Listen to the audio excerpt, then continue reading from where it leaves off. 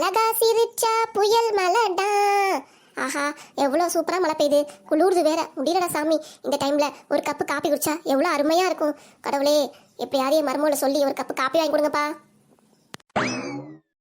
நான் இங்கே சமைச்சிட்டு இருக்கேன் கஷ்டப்பட்டு. என் மாமியார் பார்த்தீங்களா, அடடா மலடா அடமலடான்னு பாட்டு பாடுது.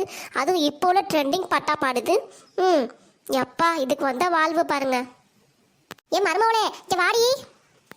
சொல்லுங்க என்னத்த வேணும் உங்களுக்கு? எனக்கு ஒரு கப்பு காப்பி போட்டு எடுத்துருவாடி. ஆமாம், உங்களுக்கு காப்பி ஒன்று தான் கேடு, மனசாட்சியே இல்லையா? தங்க விலை ஏறிக்கிட்டே இருக்கு, அதே மாதிரி இங்கே காப்பி போடுறதும் எனக்கு ஏறிக்கிட்டே இருக்கு. எனக்கு தான் பிபி ஏறுது, உங்களுக்கு சுகர் ஏறிக்கிட்டே இருக்கு. எப்பா, உங்களுக்கு காப்பி போடுறதுனால உங்களுக்காவது புரியுதா இல்லையா? இந்த மழை டைமில் ஒரு காப்பி கேட்டால் அதுக்கேடி இவ்வளோ புணக்கிற? ஒன்றா ரெண்டா காப்பி பொழுதனைக்கு அரை மணி நேரத்துக்கு ஒரு வாட்டி போட்டுட்டே இருந்தா நானும் மனுஷி தானே, நானும் என்ன பண்ணுவேன்? சரிடி, பரவாயில்ல, நான் வெளியே போய் காப்பி குடிச்சுக்கிறேன். வீடு உனக்கே சிரமம்.